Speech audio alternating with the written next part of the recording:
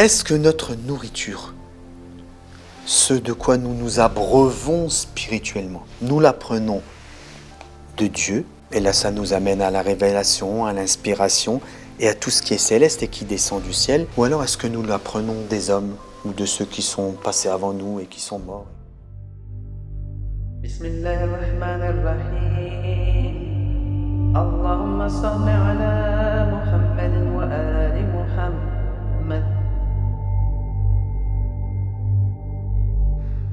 أعوذ بالله من الشيطان الرجيم بسم الله الرحمن الرحيم الحمد لله رب العالمين اللهم صل على محمد وآل محمد السلام عليكم جميعا ورحمة الله وبركاته. Le plaisir de vous retrouver comme d'habitude et de pouvoir partager avec vous notre foi, les aspects extraordinaires de la parole de Dieu descendus dans un cœur béni, purifié, vivant. C'est ce livre et c'est cette parole qui est notre plus grande force pour les temps que nous vivons aujourd'hui et bien sûr pour tous les temps qui sont passés.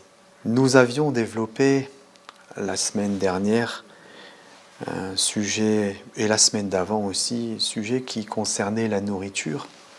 Et puis je vous avais cité un verset du Coran sur lequel j'aimerais revenir avec vous quelque peu.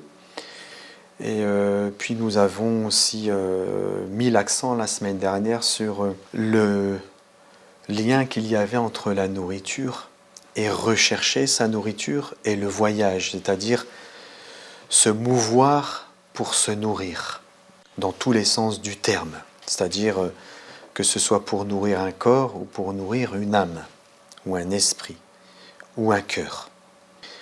Ce verset du Coran, c'est un long verset qui se trouve dans la sourate Al-Maïda, donc la sourate, la table servie. Donc la sourate par excellence qui nous plonge dans cette histoire de nourriture. Dieu conclut ce verset, c'est la conclusion, Al-Yawm akmaltu lakum dinakum wa atmamtu alaykum ni'mati wa radaytu lakum al-islam dinan. Donc aujourd'hui, j'ai parachevé pour vous votre religion, j'ai parachevé ma bénédiction sur vous et j'agrée l'islam comme étant votre religion. Ce verset, bien sûr, fait référence dans l'histoire de la révélation au dernier message que l'imam, que le messager de Dieu, plutôt, devait transmettre.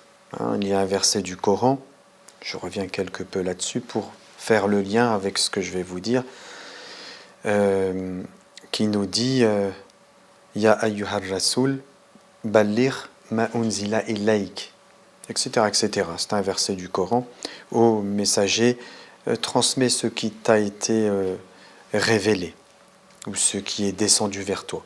Et si tu ne le fais pas, tu n'auras pas révélé son message et Dieu te protégera des hommes. Le verset continue ainsi. Et bien sûr, dans les raisons de la descente de ce verset, c'était le fameux ou la fameuse histoire de Ghadir Khoum. Une histoire qui s'est passée durant la vie du messager de Dieu, durant le seul et unique pèlerinage que le messager de Dieu a accompli. Et sur le chemin du retour, il a réuni toutes les tribus, tous ceux qui allaient repartir chacun vers une direction qui était la leur, vers leur demeure. Et avant de se séparer, dans un endroit qui est nommé Ghadir Khoum, le messager de Dieu leur a délivré la dernière chose qu'il devait leur dire, qui avait été commandée par Dieu, et qui était de transmettre que après le messager de Dieu, eh bien,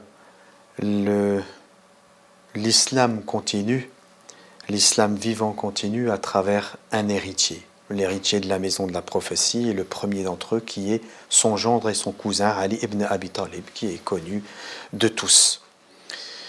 Et ensuite, ce verset, Al-Yawm akmaltu lakum dinakum. Aujourd'hui, j'ai parachevé sur vous votre religion. Et la particularité, donc vous voyez un peu le cadre de ces versets, comment ils sont descendus, et le lien qu'il y a à travers ce verset avec l'histoire de l'héritage prophétique et donc de ce que l'on nomme l'imama. Je mets ça de côté et maintenant je m'explique par rapport au verset. Je vous avais dit que ce verset, il y avait une particularité. Donc là, je suis en train de parler du verset 3, où Dieu nous, de la sourate Al-Maïda, donc la table servie, où Dieu nous dit que voilà, la viande sur laquelle on n'a pas cité le nom de Dieu est interdite, la bête morte, etc. Dieu nous donne un certain nombre de choses qui font partie de la charia, du code de la loi islamique, des choses que nous ne devons pas manger. Et donc, il y a un rapport, donc tout ce début de verset a un rapport avec ce que l'on nomme la nourriture, at-ta'am, si vous voulez. Et puis, après, Dieu conclut ce verset, donc c'est le même verset, en disant « Al-yawm akmaltu lakum dinakum ». Et lorsqu'on lit ce verset, tous on a eu ce sentiment-là.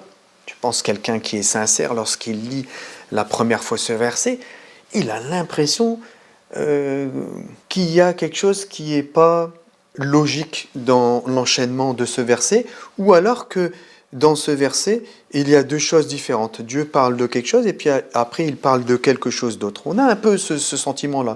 Ou alors peut-être le sentiment qu'il aurait dû être divisé en deux, ce verset, il aurait dû avoir la première partie et la deuxième partie. On a un peu ce sentiment-là lorsqu'on lit ce verset. C'est intriguant. Cette intrigue, ce mystère de ce verset, pousse les sincères à s'interroger, à réfléchir et à demander à Dieu, mais Dieu, aide-moi à goûter à ce verset, quel est l'enseignement dans ma vie, qu'est-ce que je peux en tirer pour me forger, pour grandir mon âme, pour me purifier encore plus, pour évoluer vers toi, pour me rapprocher de toi. Ah, c'est ça l'esprit d'un croyant, c'est ça, il lit le Coran pour se rapprocher de Dieu et il essaie de comprendre ces signes. Mais il n'essaie pas de comprendre les signes qui sont descendus il y a 1400 ans, il essaie de comprendre les signes comme ils se révèlent aujourd'hui. Puisque l'islam est un islam vivant, le Coran est une parole vivante, c'est la parole de Dieu. Elle ne peut pas ne pas être vivante. La parole, elle est vivante et elle reste vivante même après la descente du livre. Donc c'est vrai, elle est consignée dans un livre avec des lettres, etc. Mais c'est la parole vivante. Et elle est vivante lorsque nous vivons les signes et que nous demandons à Dieu de nous aider à vivre ces versets. Donc, tout ça pour vous dire quoi ? Le sincère s'interroge et il ne peut pas avoir d'autre réflexion ou logique que de se dire, bon, si Dieu nous met en corrélation ces deux choses, c'est qu'elles ont un lien ensemble. Et en définitive, quel lien y a-t-il entre les deux ? Alors je vous l'ai dit, mais je ne vous le dis pas tout de suite, parce que j'aimerais revenir à l'histoire de la Genèse avec vous, comme ça vous allez un peu comprendre pourquoi c'est important. Parce que là on est en train de parler d'une fin, akmelto, j'ai complété. Maintenant on va parler du début de l'histoire, l'histoire du début. L'histoire du début, c'est un jardin dans lequel se trouvent Adam et Ève. Et Dieu parle à Adam et à Ève et il leur dit, écoutez, vous pouvez manger de tout ce que vous voulez dans ce paradis. Tout ce qu'il y a, c'est à vous, c'est pour vous.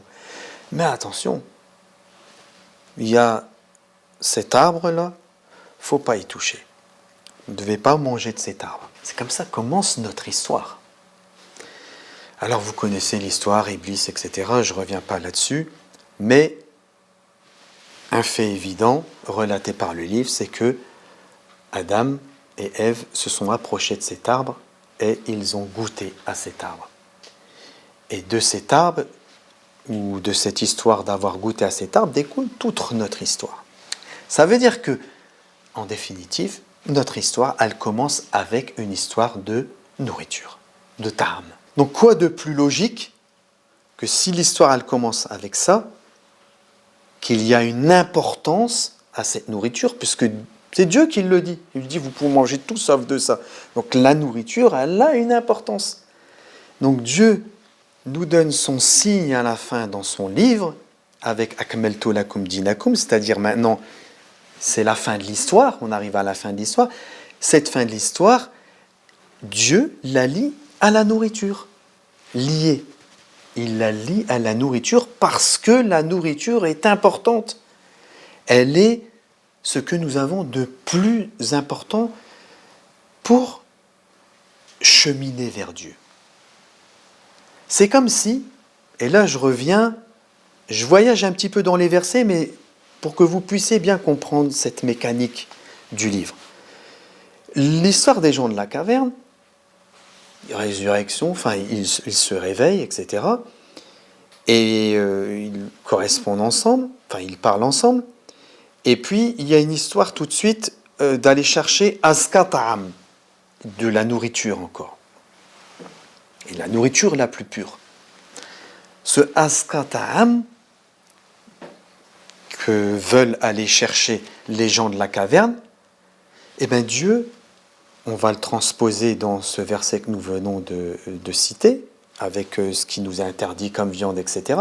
Dieu est en train de nous parler de Aska, de faire Aska Ta'am, de rechercher la plus pure des nourritures, en ne mangeant pas ce qui est interdit, la bête morte, etc. etc. Mais il met l'accent sur Aska Ta'am parce que cette nourriture, c'est celle-là qui va faire la différence entre celui qui est dans l'islam al-Muhammadi al-Asil, c'est-à-dire dans l'islam authentique, qui suit véritablement le message et qui se nourrit à travers le message de celui qui suit, qui ne sait pas ce qu'il suit et qui ne se nourrit pas de la bonne nourriture. Et c'est pour ça que ce verset du Coran, enfin un autre verset que j'avais cité lorsque nous avions effectué l'analyse il y a maintenant une vingtaine de jours sur la nourriture, on avait utilisé un verset qui disait « Falyanzuril insan ila ta'ami » que l'homme considère, c'est comme ça que c'est traduit dans les Corans, ou que l'homme regarde sa nourriture. Donc toute notre histoire est une histoire de nourriture et comment nous nous nourrissons.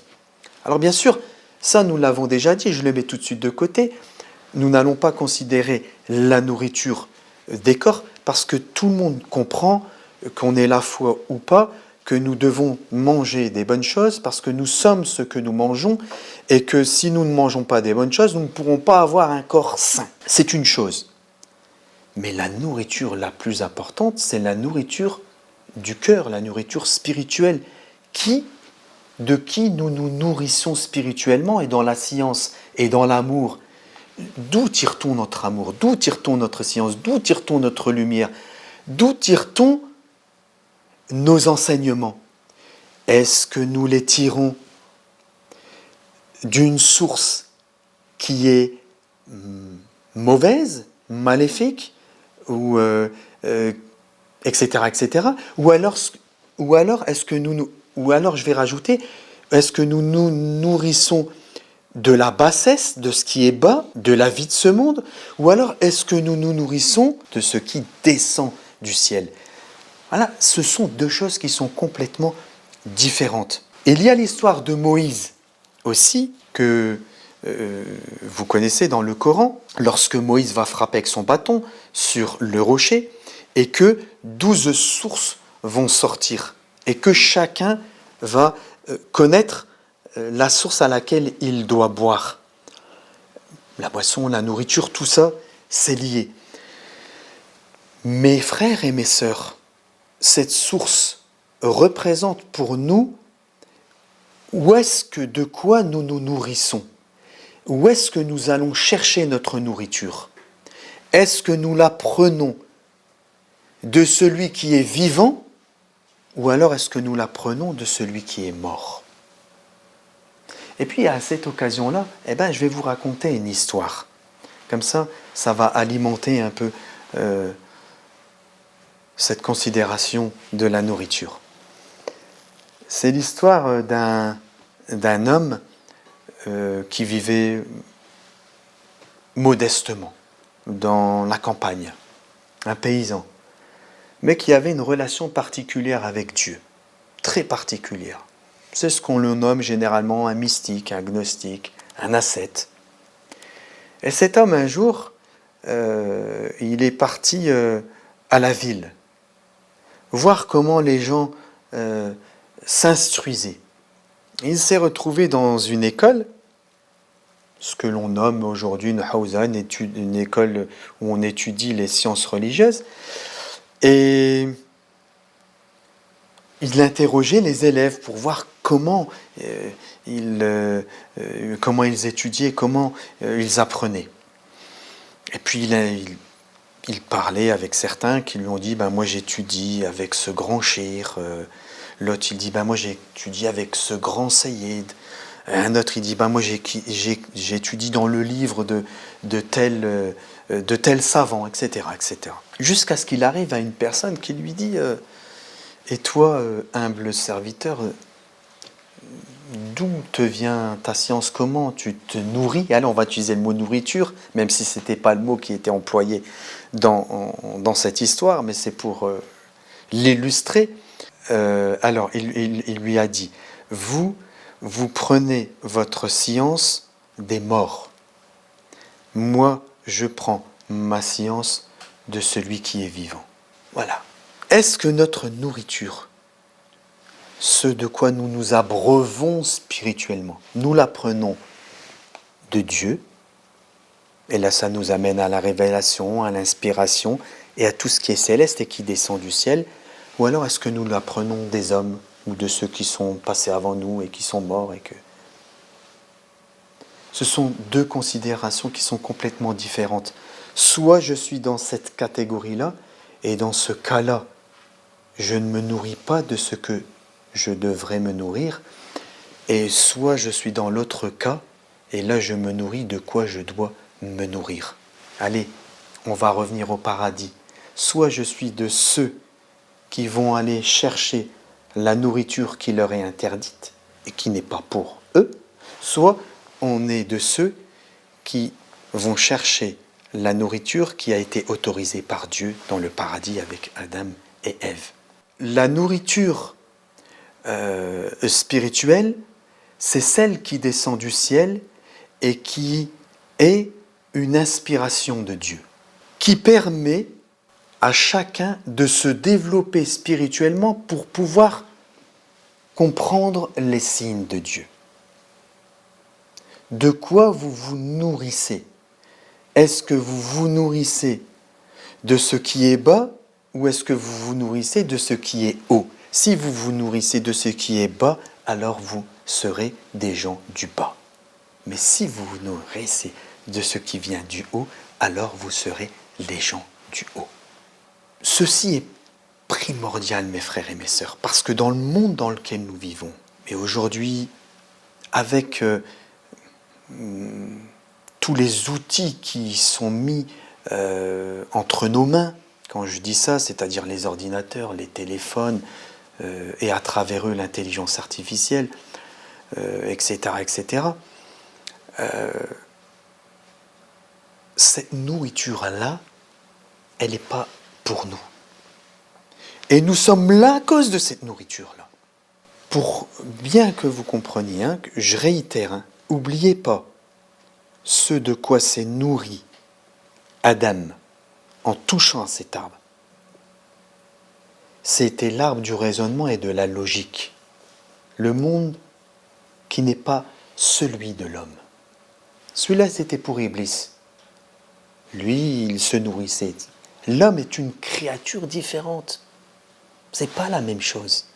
C'est pour ça que Dieu veut qu'on considère notre nourriture. Soit on se nourrit comme Iblis, mais ça, normalement, théoriquement, ça nous est interdit. Soit on se nourrit du ciel, à travers les prophètes, la révélation, les héritiers, etc. C'est ça, notre vraie nourriture à nous. Et c'est ça que nous devons considérer avec force pour que nous puissions nous développer correctement. Sinon, on va appliquer. Je suis ce dont je me nourris. Là, je parle corporellement, comme je l'ai dit tout à l'heure. Spirituellement, c'est exactement la même chose. Je suis ce dont je me nourris. Donc, si je me nourris du bas, je serai un homme du bas. Si je me nourris du haut, je serai un homme du haut. Si on le fait, et c'est là que je vais faire le lien avec le verset du Coran, si, comment je vais vous dire ça, si je prends ma science, ma nourriture, à travers un homme, hein, que vous compreniez bien, c'est possible, parce que, par exemple, les prophètes, nous prenons de la science et de la lumière qu'ils nous ont apportée. Là, quand je considère un prophète, je me nourris du ciel, je me nourris de la révélation. Ce sont des hommes inspirés qui reçoivent de Dieu. Ça veut dire qu'aujourd'hui, quand on dit « considère ta nourriture », spirituelle, bien sûr, je suis en train de parler, prends des hommes qui sont inspirés. Pas de ceux qui ne le sont pas. Pas des morts, comme l'histoire le disait. Nous devons prendre la nourriture des hommes qui sont inspirés de Dieu, pour à notre tour recevoir cette lumière de la respiration et à notre tour aussi être inspirés. Et c'est là que vous comprenez l'importance de ce que le prophète nous a laissé. Il nous a dit « Je vous laisse 2 poids. Le Coran et Aitrati, ma descendance, ma famille. » Pourquoi 2 ? Le Coran, il suffit. D'ailleurs, certains musulmans pensent comme ça. Laisse-nous tranquille, on a le Coran, on est tranquille. Non, non, il a dit 2. La descendance. Parce que la descendance, c'est celle qui a été le réceptacle de l'inspiration et de la révélation après le prophète. Donc les gens, après le messager vivant, il fallait qu'ils puissent continuer à se nourrir. Et ils se sont nourris, pour ceux qui ont compris le message, des héritiers de la maison de la prophétie. D'où l'importance de l'imam et ce concept de l'imama. Mais le problème, c'est que ce concept de l'imama, alors avant de vous dire ça, je reste encore un peu là-dessus, l'imam est d'une importance capitale pour que le message reste vivant et que nous ne soyons pas aujourd'hui des gens qui pratiquons une religion qui est la religion qui a perdu de sa nature, qui a perdu de son esprit, qui a perdu de sa vie en définitive. La religion ne reste vivante qu'à travers un homme inspiré. Et le modèle de l'inspiration perfecte, c'était les héritiers de la maison de la prophétie. Et il nous montre à nous, aujourd'hui, la voie pour que nous puissions être leurs disciples, leurs serviteurs, surtout aujourd'hui en particulier, parce qu'il n'y a plus d'imam, ou il est occulté, il n'est apparemment pas là. Alors, de qui nous nous nourrissons ? De qui nous recevons notre nourriture ? Je suis persuadé qu'il y a des hommes, comme je l'ai déjà dit dans une vidéo, qui aujourd'hui se nourrissent à cette source du 12e héritier de la maison de la prophétie. J'ai pas de doute là-dessus. Et ces hommes sont spéciaux.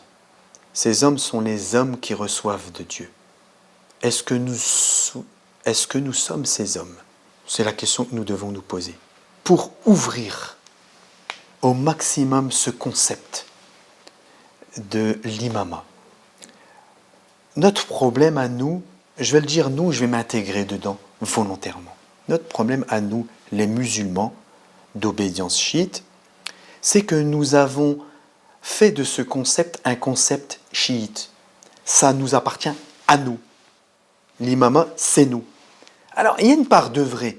Il y a une part de vrai dans le sens où nous, c'est vrai que nous suivons ce concept de l'imama, c'est-à-dire de l'héritage prophétique. Mais attention, c'est pas nouveau. C'est pas quelque chose qui est sorti après déjà au temps du prophète ou après le prophète, pour certains pourraient penser ça. Non, c'est coranique. C'est coranique. Le premier des imams, c'est qui ? C'est Ibrahim, Abraham. Abraham était un imam. Dieu a fait de lui un imam. Lisez les versets du Coran qui parlent de ça. Il dit même « Ma promesse n'est pas valable, parce que Ibrahim, il dit, fais aussi que ma descendance, ce soit des imams aussi. Et Dieu dit, cette promesse, elle ne peut pas s'effectuer sur les gens qui sont injustes. Le mot injuste est important dans ce domaine-là. Est-ce que nous sommes des gens qui recherchons la justice?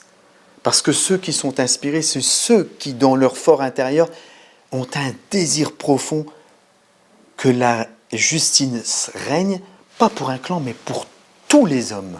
Pour tous les hommes. Et c'est ce concept universel de l'imama, concept abrahamique de l'imama, qui est une ouverture pour que nous puissions être fidèles à la foi authentique. Ça veut dire que ce concept de l'imama, il n'appartient pas, uniquement à l'école des chiites, il appartient aussi à l'école de l'islam, il appartient à l'école des chrétiens, il appartient à l'école du judaïsme, et on peut remonter comme ça jusqu'à Abraham. C'est quelque chose qui fait partie de la structure même du message et de la révélation. Et lorsque nous refusons l'imam, et lorsqu'on dit que c'est d'une gravité de refuser l'imam, nous personnifions cet imam. Et c'est vrai parce que l'imam a pris une forme physique. Mais aussi et surtout, et ce qui est encore plus grave, c'est que nous refusons le concept de l'imam. Et refuser ce concept, parce que le prophète, il a dit, si vous faites ça, les deux poids, vous suivez les deux poids, eh bien vous ne serez pas égarés. Donc c'était d'une importance capitale pour que nous ne soyons pas égarés, surtout maintenant, aujourd'hui, à la fin des temps. Donc ce concept de l'imama, c'est un concept universel auquel nous devons nous attacher. Parce qu'il est le seul qui peut unir tous les hommes. Quelle que soit leur foi, quelle que soit leur religion, il unit tous les hommes sous une seule bannière. Et c'est cette bannière, et derrière cette bannière, qu'ensemble, aujourd'hui, nous devons marcher.